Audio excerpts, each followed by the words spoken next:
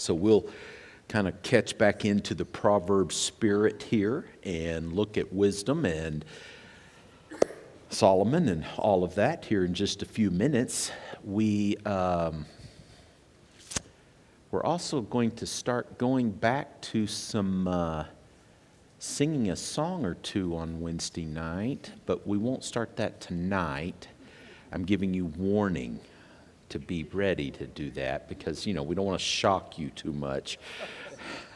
So kind of prep you a little bit, front load you. And so next week, Lord willing, we'll start doing that sort of thing once again. And then we'll have a prayer, and then you guys can go your separate ways. Some of you can stay. And so here we go. Announcements. Any announcements? It's January. It should be like 10 below, but don't you love it? Today was awesome. Yes, indeed. The Lord blessed us with some good sunshine for a little while.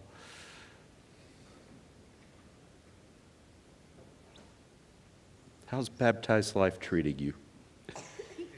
Good.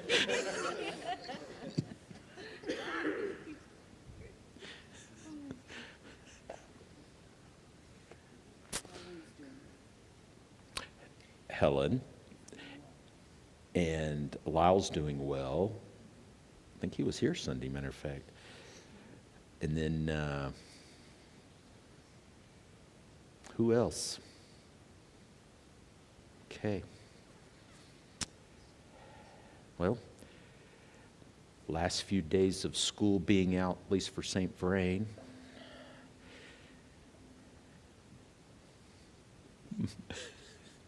That's the gong that says it's time for us to pray.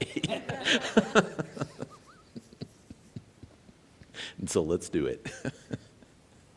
Father, we are thankful for the opportunity to just study your word, and we do pray for wisdom and for understanding and for insight into you and to your Son and your Spirit, and opportunities to show mercy and compassion this next year. And we praise you for your great love for us and for your forgiveness. We do pray for those that are recovering, those that have gone through surgeries, those that are going through treatments. So we just pray that you will heal their bodies. Helen and Lyle and Steve and others that have faced physical battles, that you will bless them. And Father, we pray for those that are traveling still, that you give them safety. And Father, we do pray that you will help us to be a people that represent you to this world, and that you will give us the right words to say and the actions to take to represent you to others. And it's in your Son's name we pray. Amen. All right, everyone, go for it. We are now going to go to Proverbs.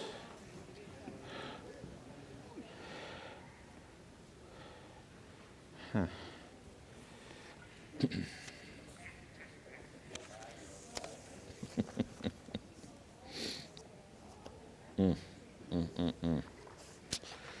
So, here we go. Once again, we're not really going to spend much time in Proverbs tonight. It's a little side lesson that we do, and then we'll kind of get into the Proverbs. But before we'd even do that, here's the thing. Proverbs, it's 31 chapters. So if you read one chapter a day, you can get through it once a month, basically. And so we've got 2 more months of work here, January and February. So if you'll read at least a chapter a day, you can read it twice through while we're studying on Wednesday nights. Now, I just read half the book in like 20 minutes. So you can do it. If you want to just cheat, it's not really cheating. You're supposed to read it twice through. So you can do that all in one sitting if you want to, twice, if you really would want to, and get through it either way. And so, because it's not that long of a book, and so, well, I'm not really looking at you, I'm looking at Russ. The only reason I was looking at you is because you kept laughing and poking your lovely wife, and it's like, well, you can go right ahead. You know, it's so easy. Isn't that easy? He's like set up for those kind of things because all of us probably thought the exact words we could say to him, right? Yeah, Hillstrom.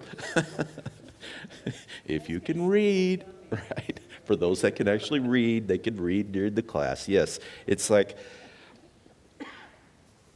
oh man, something about junior high teachers. Wow. When I taught high school, I probably should talk about that because I'm supposed to show more wisdom about you junior high teachers. Okay, well, Proverbs, here we go. So, of course, Solomon, and we've already had a little introduction looking at the book about wisdom. Again, 31 chapters. Most of the book was written by Solomon, but there's little bits and pieces where we know it was written by others, like Bathsheba, his mother, of course, Proverbs 31. And so we'll go through that as we go through and look at some of the things. We'll take kind of chunks.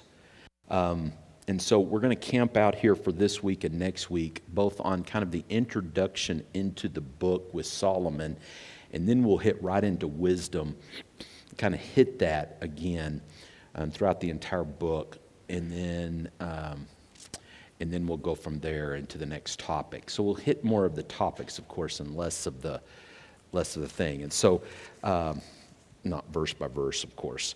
And wisdom, which is the most, I guess, developed concept in the book, of course, and that would make sense since it's by Solomon. And so that's where we'll want to kind of start out.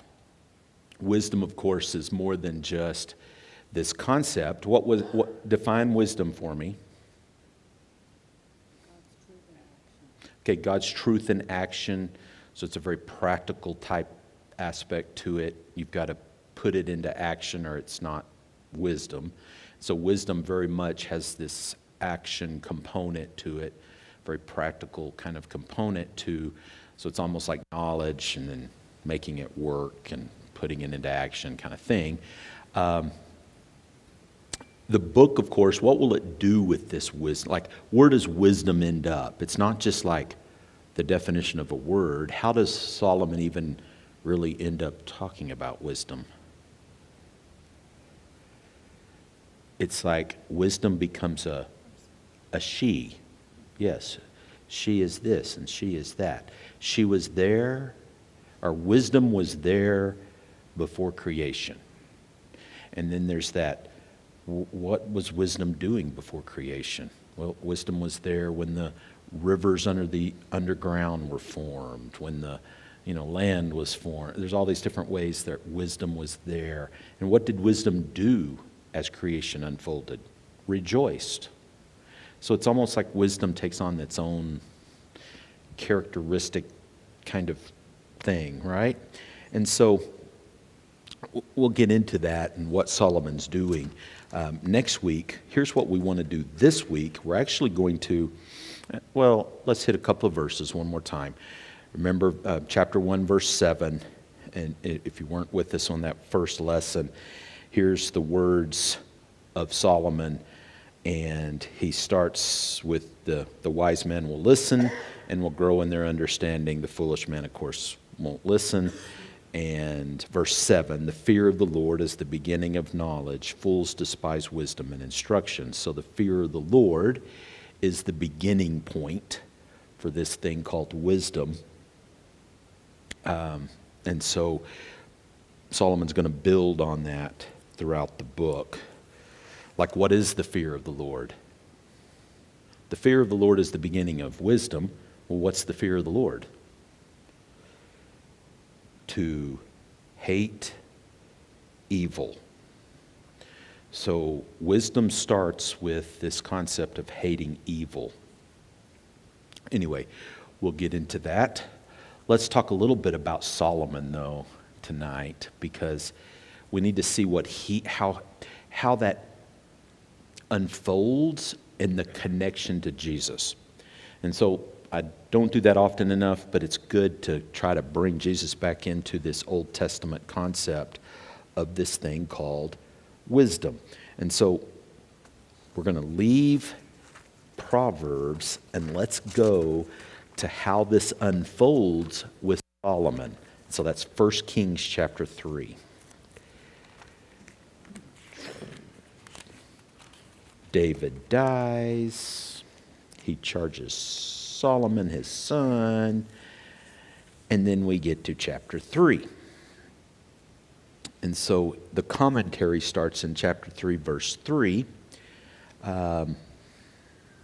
with this concept of Solomon. Okay, so Solomon, chapter 3, verse 3 of 1 Kings. So remember our kings. We have Saul, David, Solomon. Solomon dies in 931 BC. The kingdom is split north and south with Rehoboam and Jeroboam. And then we have 930 years until Jesus is born. And so we're 970 years before the birth of Jesus. We get verse 3. Now Solomon loved the Lord, walking in the statutes of his father David, except he sacrificed and burned incense on the high places. Don't think of that word except as like he worshiped idols. Think of it more like, it's like looking backwards commentary. Like by the time this is written, what's been built? A big temple. And they worshiped at the temple, including Solomon. But before that temple was built, they had no choice, right? They couldn't go to a big temple in Jerusalem. And so he's kind of identifying for us the time period before the temple was built. Verse 4, the king went to Gibeon to sacrifice there, for that was the great high place. Solomon offered 1,000 burnt offerings on that altar. So Solomon didn't offer one or two things. He did 1,000. So verse 5, the Lord appeared to Solomon in a dream. And God said, you can ask whatever you want. You get one wish. What would you ask for if God told you you could ask for one thing? More wishes? Yeah, see, you can't cheat, though. Isn't that toughy? If you could ask for one thing.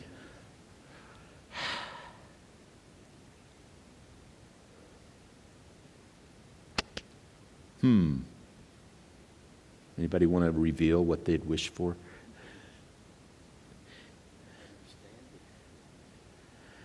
Understanding. So many scenarios, as the only drug is still you don't understand what is laid out before you. Okay. As you look back, you can't get that clear. So understanding of how things work or what things are like.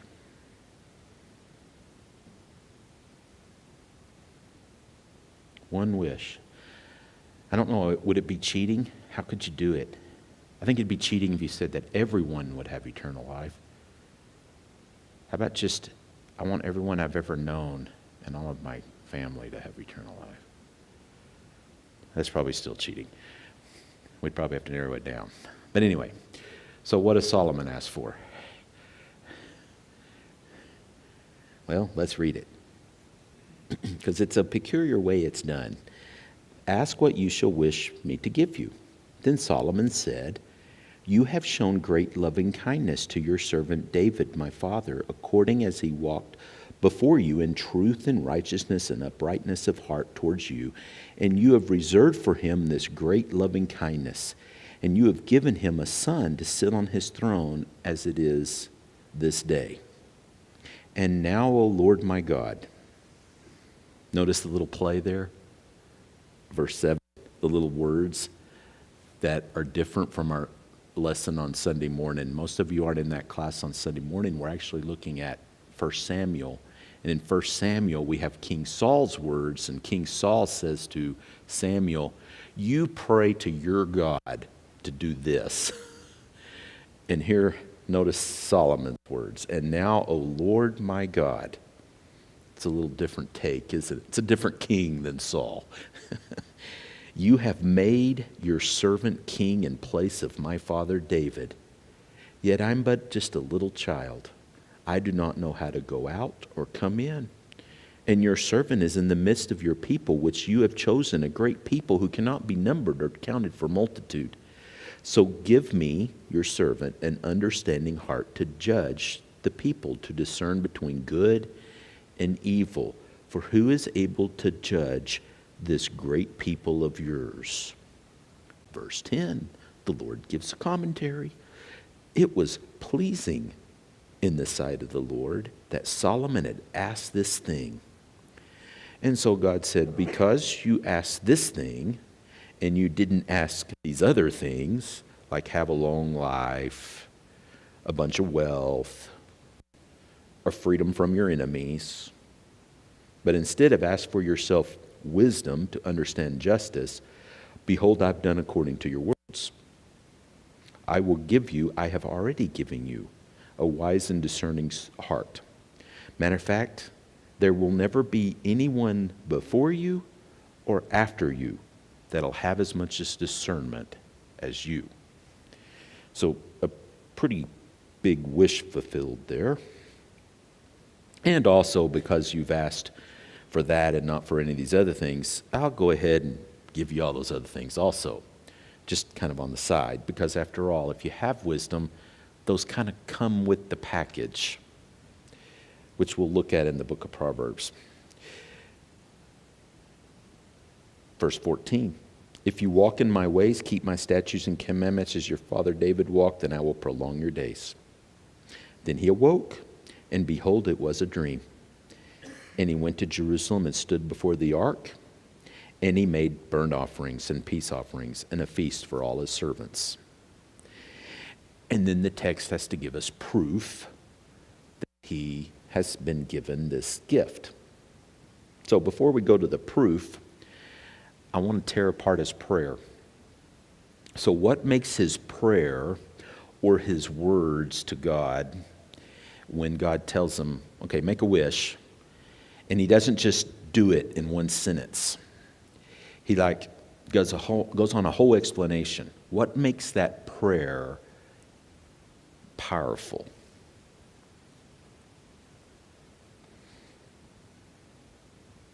He starts with thankfulness.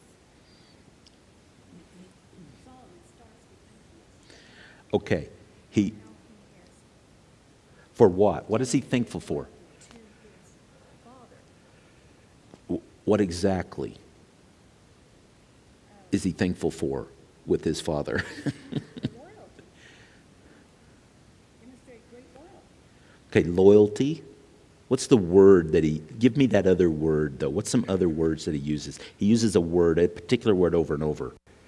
You have shown great kindness or loving kindness to David your father.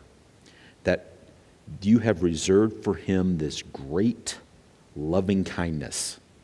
What's another New Testament word for that? Grace. My version says loyalty every time you talk about kindness. What version are you using? Net. Are you? That's good. That's good. That's why I didn't know what you were looking for. So that is a very interesting thing. I am so sorry. I hate doing this. You guys probably hate doing this with me. I am sorry.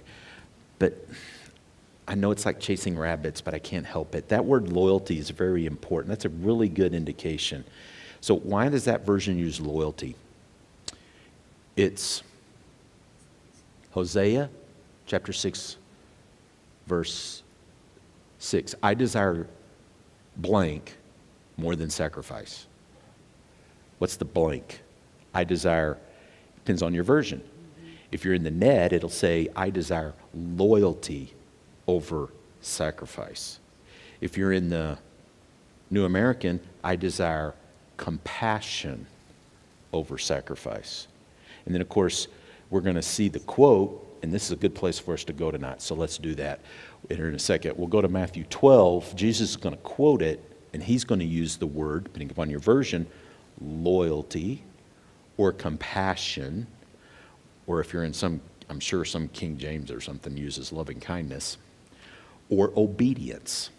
So notice how all these words are just interchangeable. How is loyalty and compassion the same thing?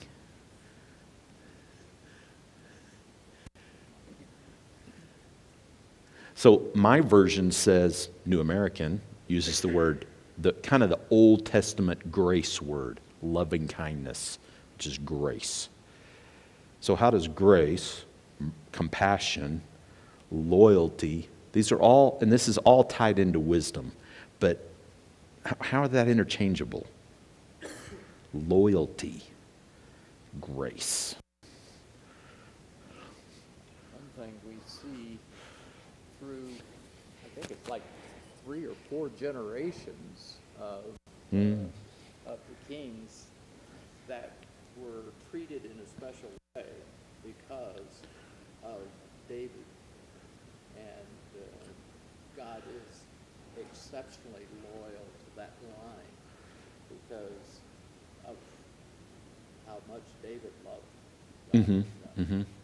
Yeah, he'll kind of, it's like, I mean, all the way through all 20 kings on both sides, he'll keep saying that. I would just like kill you all dead, but I'm going to be loyal to David. Or, so therefore we could have said, we could have just as easily translated that, I'm going to show grace to you because of David. It's something to think about. It's just something to kind of ponder how that goes together there. Yeah. You know, what goes to my mind in regards to being created like God and his love, and if we look at grace, love, and compassion, part of that, it's going to become God's love for us. Yeah, so when he says he's a compassionate or loving God, there's an aspect to it that this word is saying, isn't it? It's like how gracious and merciful is he? He's like committed to it. He's like, he can't not do it. He's loyal to grace. It's the very essence of God. Yes. Yeah, it's like that loyalty aspect we don't often think about with grace. But for God, it's like, it's interchangeable.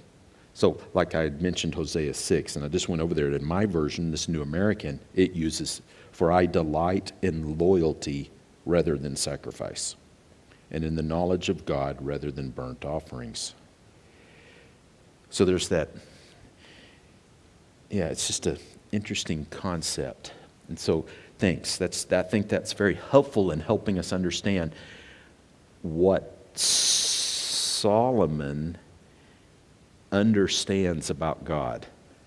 It's like, you were faithful to my father.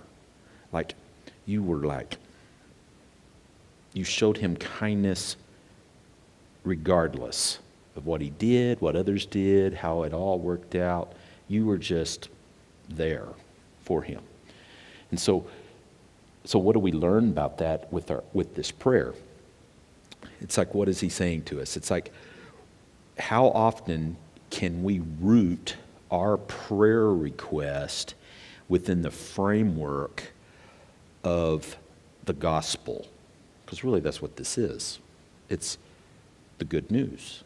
The good news is God is a merciful, loving, gracious God who forgives.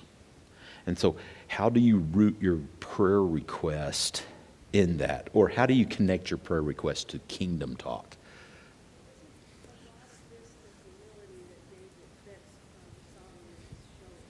Okay.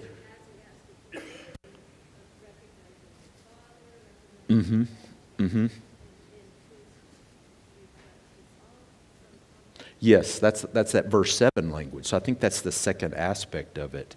Because, he's a grown adult. He's the king. And he's saying, I don't even know how to go in and out. Like, I'm like a 2-year-old in your presence. So there's that understanding of his place in relationship to God. And so he does that within the prayer.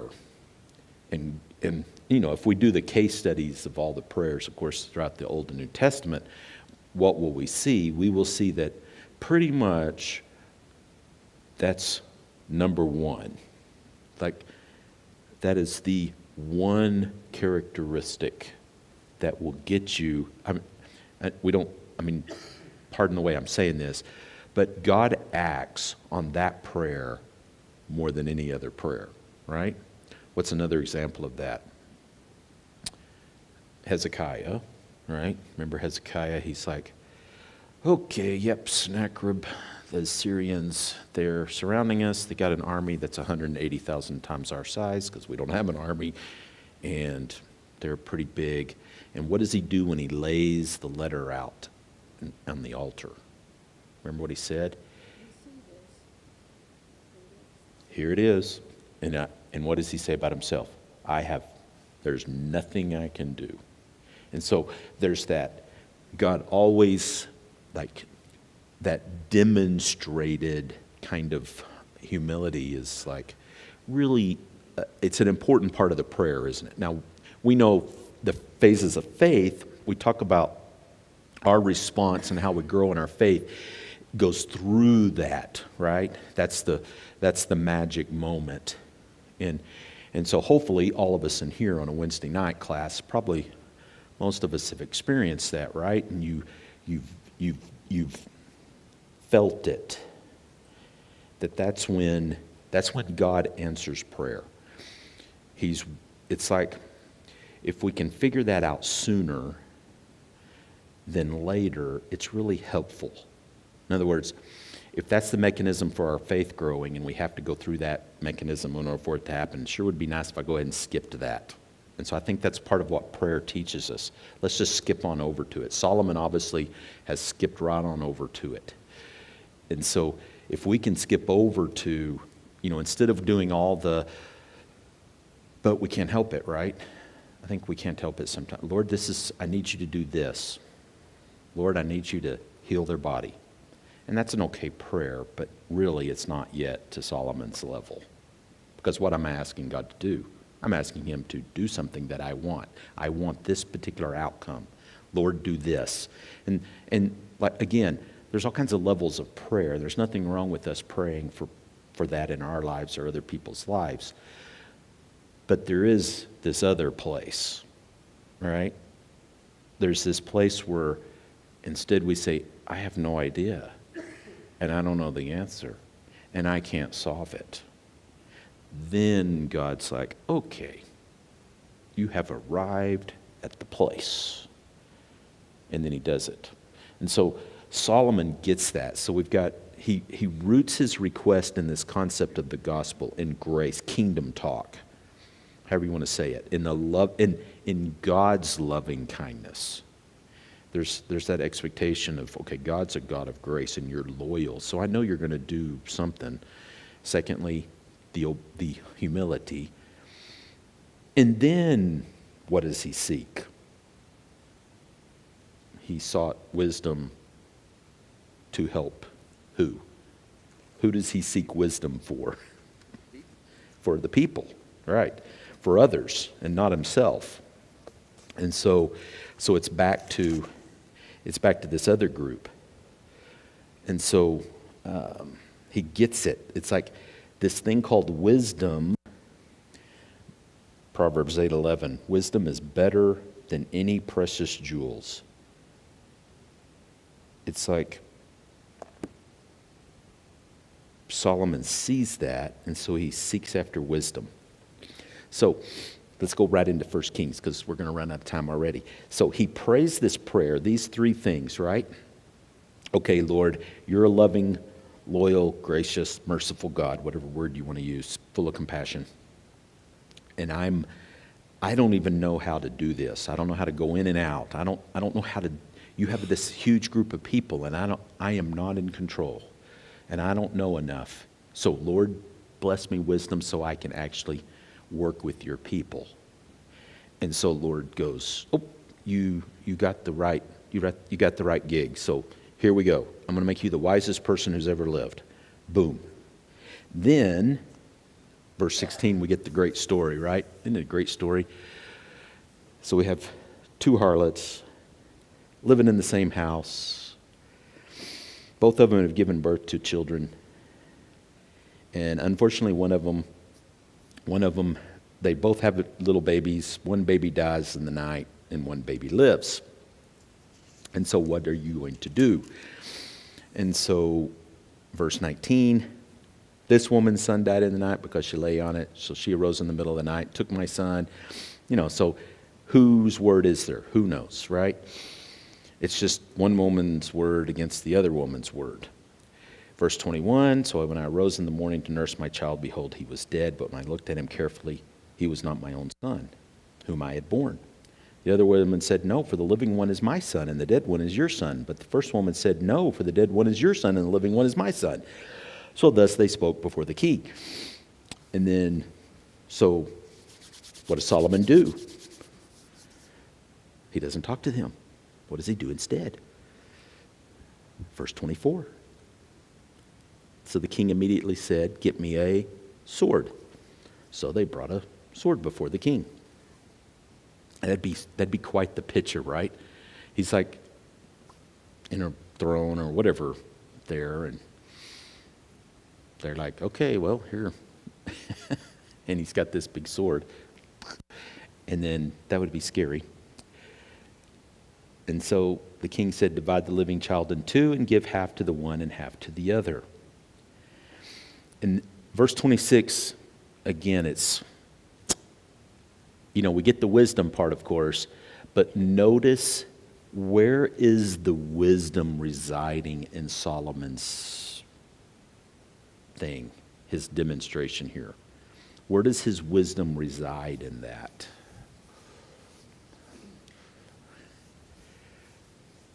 What does he expect? The knowledge of human nature. Yeah. It's interesting, isn't it? The wisdom is displayed. It's like, this is not complicated. Wisdom is not a special, like, those that understand calculus were better prepared to be wise. It doesn't work that way. Sorry. It's like, it doesn't work that way, right? It's very basic, actually. Like, this is like at its most basic thing. We know the outcome, of course. The woman whose baby is still alive said, well, then let her have the baby, right? Of course, the other one said, no, I'll cut it in half. And so it was very obvious then, right? And the text, of course, gives us that little side thing, right? It was like, verse 26, then the woman whose child was the living one spoke to the king, for her motherly instinct was stirred up. It's like, oh yeah. Like Solomon knew exactly which button to push, right?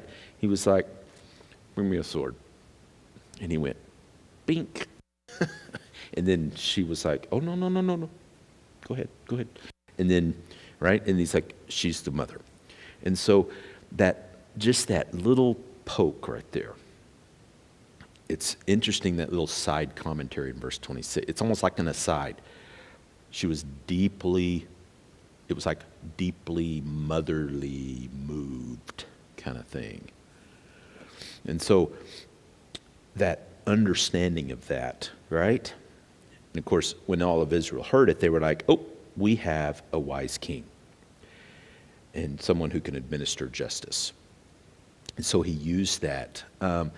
What does this say about wisdom and about Solomon, that story, besides the fact that he's demonstrated wisdom? What else does it demonstrate? You just said that It wasn't complicated. And so, but they say, the people say, that he possessed supernatural wisdom. Mm-hmm. So that tells us that people don't think common sense wisdom is all that common. Right. And Proverbs tells us the reason for that. There is a way which seems right to a man, but the end thereof is death. The problem is anything that we think on our own is unwise. Whatever you think that you thought up is an unwise thought. So, wisdom is easy, but it's not what you tend to think, which makes it hard. That's why it's hard. It's hard because we've all sinned. So it's hard because we want us, right? Like, you have one wish. Well, what is the world going to show us? Like, have you ever watched a movie? Like, there's been hundreds of movies made like that, right? The Little Lamp or whatever it is. Nobody wishes like that. Like, everybody wishes for power or money or whatever it is. See, there's like, left to our own devices, that's what we wish for. And so there's this, so it's like, how hard was this? To just, okay, the one that's the real mother is going to stand up and do the thing. She's going to do whatever it takes. I mean, we could have gone a step further. He didn't even have to go a step further. Like, who will die? Okay, which one of you will, I'll let the baby live if one of you will die instead. That'd have been just as easy. I mean, it'd even been taking it more. What would the real mother would have said? Here I am, kill me now. The other one would have said, you're not going to kill me, right? I mean, it's just that easy. It's like, he didn't even have to go that far because we know that's what the real mother would do. And so it's such a simple thing. It's like, yeah, everybody knows that's what the real mother would do, unless she's crazy or something's wrong with her, right? It's like, that's what they do. And so you're like, that is so simple. And yet it's so far removed because wisdom is not from us, it's only from God. And so it's hard. How am I saying that? It's like the delivery is hard, the stuff is easy. You think Solomon had a real good grasp of love? Because the way he approached God with his, we studied a few months ago about the word hesed, Mm-hmm. about how God is love, is so all-encompassing. Huh. Complete. Huh. It's hard for us to understand that kind of love as a mortal, but God demonstrates it, and that's his character. Uh-huh. Solomon seemed to have tapped into understanding that to some level. Uh-huh. And that's why he approached God and asked Uh-huh. wisdom as he did. He understood God as love. And to understand God love helped him Uh-huh. reign. Uh-huh. And he approached this, it seems like what you're saying too, is what he demonstrated is that he demonstrated a very good aspect of love. Uh-huh. He understood that a mother would love her child so much that she would Huh. give him up to save his life instead of having him. Mm-hmm. It just seems like Uh-huh. God is love. Uh-huh. Wisdom comes from God. Uh-huh. Wisdom has to be associated with love. Yes. I think that's a part of the essence of this story. Who are these two people? They're two harlots. Who cares about two harlots? Off in some little village of his empire. Like, what king would give the time of day for two harlots fighting over some baby in their house? It's like Solomon himself demonstrates it's like like, how do you define these two? We'll try to put in the James thing, right? James, of course, is the wisdom book of the New Testament. And so James will say, pure and undefiled religion is to help who? Right? Are widows and orphans some special case? Not really. What is he really saying there? What's widows and orphans? Powerless. What are two harlots? Powerless. It's like it's like pure powerlessness. And here's the powerful king demonstrating that active love thing. It's like, I mean, that's kind of this thing, isn't it? It's like he's this whole chapter, this whole illustration is showing his great value for the people and his love for them, his value of them, right? He sees value in them. And that characteristic of a king showing value, right? What's the government that's most, like the best government you could have would be a benevolent dictator, a benevolent king. And it's like, if he really loves his people, then he'll do this kind of stuff. I have a hard time kind of understanding, because if wisdom is the application of knowledge and understanding, Uh-huh. how did Solomon get to a point where he had 700 wives and then started worshiping other idols? Wouldn't that contradict wisdom? Isn't that awesome? It's so awesome. So, go back in the text, same text, chapter 3, verse 14. So, you got to separate these two things out, which is a great lesson. You have to separate it. So, we're about to learn something really critical here about wisdom. If you walk in my ways, keep my statutes, as your father David walked, then I will prolong your days. Did Solomon do that? So there's a difference between wisdom and sinlessness. Because what was wisdom? Putting this stuff into practice. And what did we see him pray? I can't do this on my own. You're a loving God. I want wisdom. So, wisdom is not sinlessness. And the two are not the same. So what we're learning already is that the human construct, we consider people who've sinned as unwise, and God doesn't. There's a big gulf there. And why is it that way? Because God is a loving, loyal God. See, it's full. The answer is within the text. It's like the text itself says it. Matter of fact, how would you characterize David?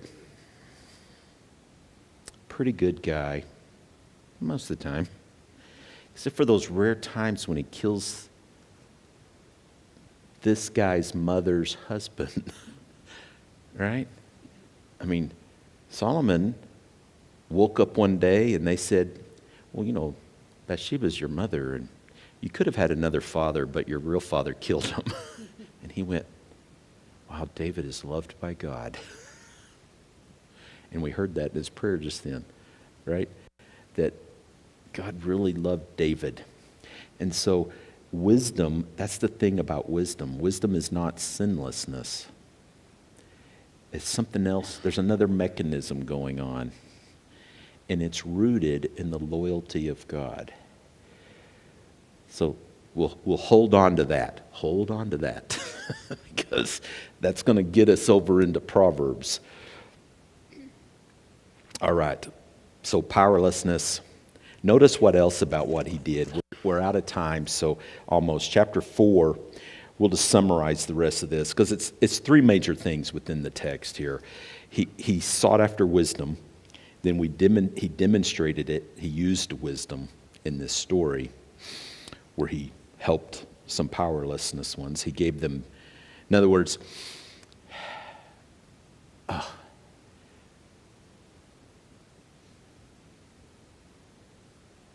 helping the harlots is more important than Solomon's sinfulness. That's the point that we're being demonstrated here. So hold on to that. And then chapter 4, verse 21, Solomon ruled over all the kingdoms from the river to the land of the Philistines, to the border of Egypt. They brought tribute and served Solomon all the days of his life. And what did everybody hear about?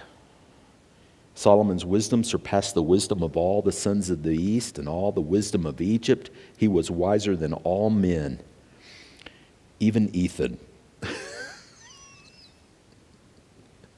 Even Ethan was less wise, whoever Ethan was. So it's like you spread wisdom around. Everyone heard about it. It's like wisdom is meant to be spread around. It's like you spread this stuff around. All right, let's go to that New Testament, because we just got to end there. You can call this Terry Bennett chapter. Well, we started up the loyalty concept.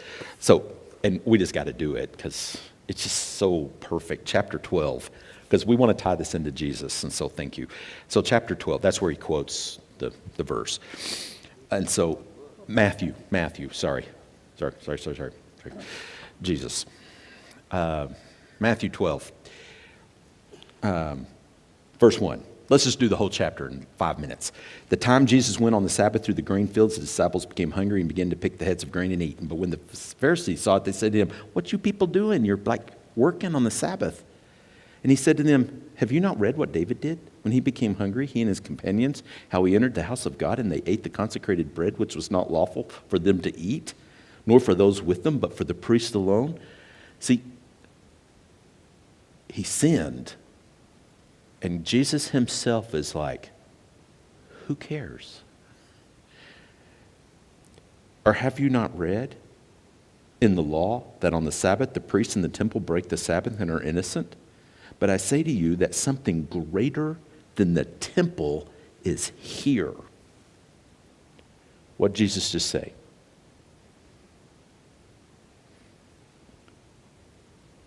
We don't have time.